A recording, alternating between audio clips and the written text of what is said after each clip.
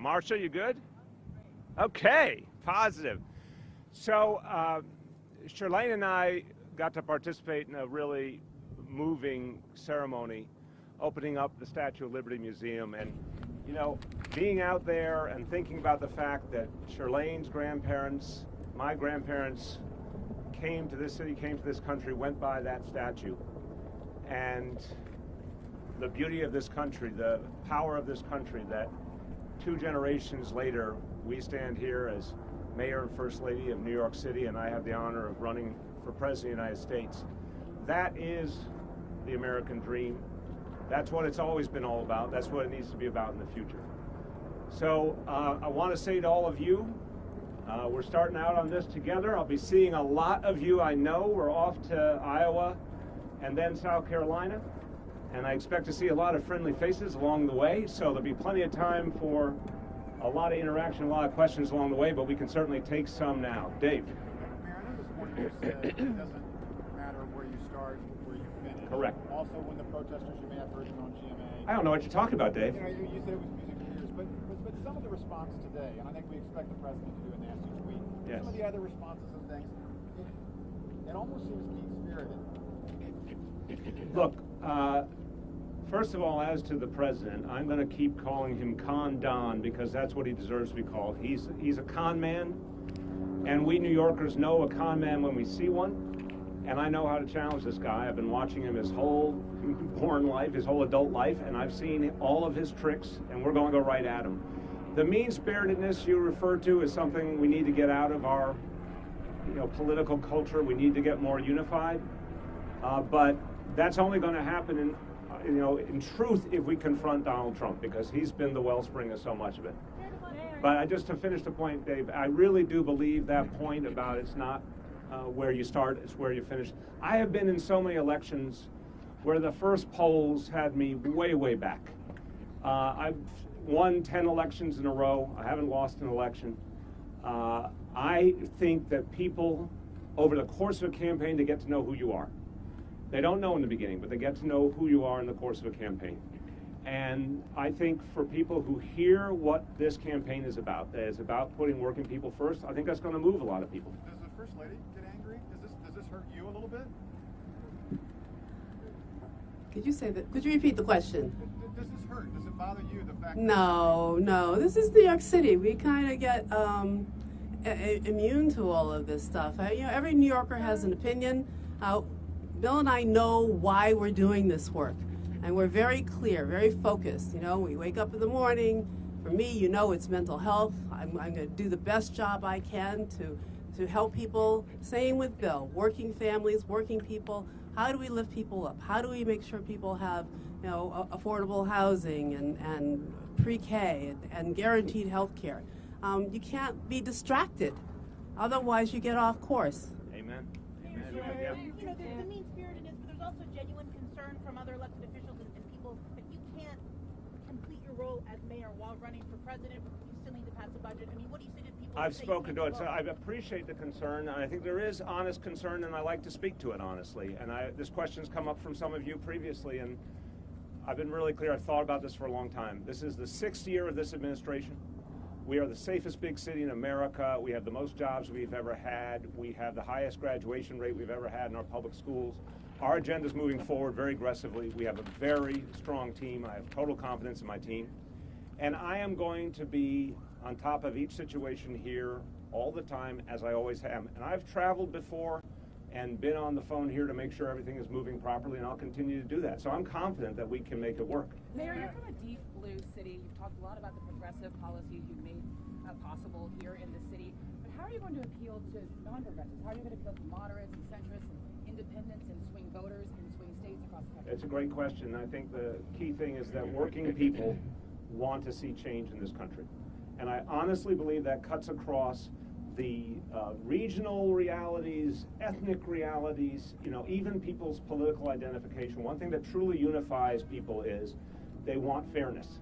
And a lot of Americans believe this is not a fair country right now. A lot of Americans believe, and they're right, that working people are falling behind, not moving forward. The next generation is going to have a tougher time than the previous generation. I referred to that American dream of what our grandparents hoped for, and it came true. for so many Americans, it's hard to believe in that dream right now. We have to restore it. So I believe what will be my ability to reach across all different identities and all different regions is we've done these things. You know what people want to hear? They don't want to hear just words. They want to see deeds. They want to see it's real. When I tell people, I've been to the 4 early states, when I tell people we're doing pre-K for all, for everybody, regardless of color, creed, income, we're doing it for everybody. It's very moving to people to think that that's the kind of society that we could have, that we have paid sick leave for hardworking people so they don't need to miss a day's pay because they're sick or their child is sick. These things are unifying. So I'm going to talk about real accomplishments, real deeds, and I think that's going to move a lot of people. Thank you, Mr. Mayor. Do you ever plan to be away from the city for more than 9 days? No. Okay. Because if you were... I'm quite clear. Public Advocate Williams... I do know that rule, I assure you. But Public Advocate Williams, who would take over, said this morning on Fox 5 that your tenure is a net negative, and that you need to fix some things in New York City first before running... Again, it is the nature of the public advocate to be critical. I know I was public advocate myself. I remind everybody of basic facts. Safest big city in America, and we just saw a great report. Shootings going down even further, and I want to thank the NYPD for their extraordinary achievements. More jobs than we've ever had, highest graduation rates we've ever had. These things are moving, and we're doing things that no city in this country has ever done. Guaranteed health care, making mental health services accessible, what we're doing with the Green New Deal. Literally, this is the first large city on earth to put those strong mandates on landlords to stop emissions, to help protect our future, our planet. There's a lot to talk about, and we're going to keep doing more and more and more. Mayor, what do you say to New Yorkers? Forget about the sort of elected official who's running the city you talked about. The New Yorkers we run into, they say they like you personally, they like your policies, but they want you. They are going to see... What's the balance in terms of how often they'll see you here and how often you'll be out? Andrew, they'll see me here for sure, and they're going to see the work that I'm doing and my team is doing in their lives, and that's what really matters most. When people know that their streets are safer, when their kids are getting a better education, there's more opportunity, they're going to feel that they have... Look, Chirlane, I know people come up to us all the time and talk about what the Thrive program's meant for them and their family, what pre-K has meant for them and their family. I met the people who got into affordable housing or had their apartment preserved. All of that is going to intensify. We're going for 3K for all now. I'm very focused on getting that done. We're going to be doing more and more all the time. And look, I'm a CEO. I am the chief executive of the biggest city in the country. I have a kind of experience that very few people in this race happen to have. And when you're a CEO of something really big, you have to make a lot of decisions wherever you are. You have to be smart about how to move an agenda forward. You have to have good people in place to make sure things are being implemented. That's what we're doing. That's what I'm keeping doing. Mr. Mayor, historically, mayors who have run for other office, be it president or in the case of Mayor Koch, governor, have failed miserably. What makes you think that you can, break the mold and make history of your own? Well, I intend to break the mold, and I intend to make history, and I intend to win. The truth is, Marcia, you're a student of this history. It's actually only a couple of people who ever tried to seek higher office, and I think each of them had their own challenges. But the truth is that we're in an entirely different time. What we used to think of as the ground rules of the democratic process don't exist anymore. And we've seen in the last few years that people all over this country are looking for change. They don't always look for it in a traditional way or in a traditional package. And Chirlane and I represent change. People are going to understand that. They're going to see what happened here and know it means something, and it can mean something in their lives. So I think that history of what other mayors did is kind of ancient history. I don't think it tells us much. So what's your secret? What's your secret plan so that you can break... My secret plan? So that you can I'm so glad you asked. I have it right here. No, what's your secret plan for breaking through? Why you and not the other 23 people? There are some really good people in this race. But what I bring is absolute, total focus on putting working people first. I've done it here. These are not words, these are deeds. When you look at the things that we have done to ensure that working people had opportunity, that not just the wealthy benefited, but everyday people got money back in their pockets. That's what paid sick leave is, that's what pre-K is, and after school is, that's what guaranteed health care is. These are realities that just change people's lives. And other candidates each will talk about what they've done. But this, I think, this vision that we put in place here in New York is the kind of thing that people want to see in their own lives. And again, I'm not going to tell people this is a bunch of words or a policy paper. I'm going to say it happened right here. We made it happen. Mayor, Yeah. What do you make of frontrunner Vice President Joe Biden, and how do you specifically stack up against Mr. Biden? I'm not going to do comparisons with candidates at this point. I mean, there'll be plenty of time to discuss that along the way. I respect the other candidates, but I think I bring something different. You made the announcement today. So when did you actually make the decision? When was that moment? Why? Where? Well, Chirlane and I, we had our 25th wedding anniversary on Tuesday, and we went to the River Cafe, which I strongly recommend to anyone looking for a romantic night out. And, that was a moment where we were in the final decision. And, we have been talking for weeks and weeks. Everyone knows it. We've been very open about it. But, that was a moment, a peaceful moment. Not saying there was like one exact crossing the Rubicon moment, but I really appreciated that evening, because we had time to just be together in a quiet corner of that restaurant and look each other in the eye and make sure we were at peace and ready to go. And we've made that kind of decision before.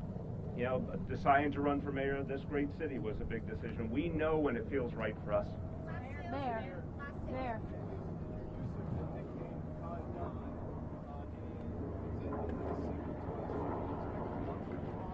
I take the thing down for you, but it doesn't go. Oh, absolutely. The fact is, Donald Trump has a con man's mentality. And any good New Yorker who's watched a game of three-card Monte, or any other example of the way some in this city try and get over on others, we're pretty streetwise people in this city. We know a con man when we see one. We know his tricks. And I feel strongly he just has to be confronted. And he likes to give his little nicknames. I'll give him one back. Con Don. It says everything you need to know about him. Because he told working people he was going to be on their side, but in fact he has been on the side of the wealthy and the corporations. He gave them the biggest tax break in a generation. It's quite clear where his bread is buttered. So I'm going to be very aggressive with this guy, because that's the only way to deal with him. Sure, I'll answer this and then you. Yes, when you'll remember early on that President Trump threatened New York City.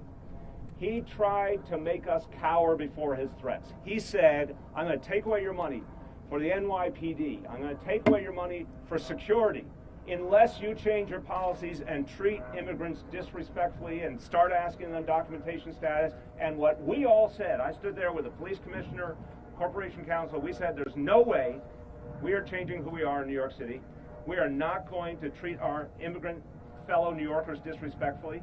We are not going to break away from the things that have kept us safe as a city and united. And we stared him down, and I said that day, no, we're not changing. You can threaten us all you want. We are taking you to court. We did take him to court, and we beat him in court. Last one.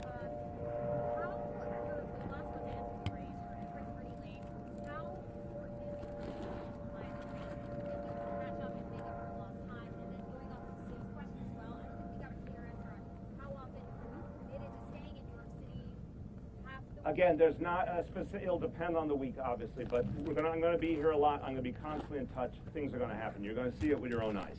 On the question of the debates, look, it's not certain yet, that's for sure. There's a lot of people vying to be in those debates. I think, of course, it's a helpful place to be, but it's one of many, many factors in what is part of this campaign and all the ways that people get to know candidates.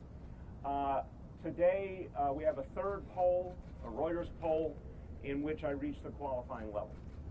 We're waiting to confirm with the DNC, but I believe we sort of reached the first plateau now of 3 polls that had us at that basic level.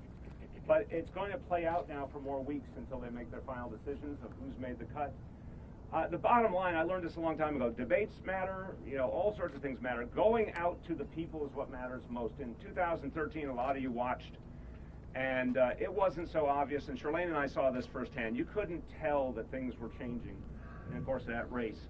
We could tell talking to people, but it wasn't so easy to see if you were looking at what seemed to be the big indicators. In fact, what always happens in campaigns is people start to come to their own judgment. If you go out and you spend time with the people, That's what matters. We've done that with our fellow New Yorkers for years and years. We're going to keep doing that, and we're also going to be doing that in the next few days How much money in have you Iowa raised today? and in South Carolina. How much Thank money you, have you everybody. raised today?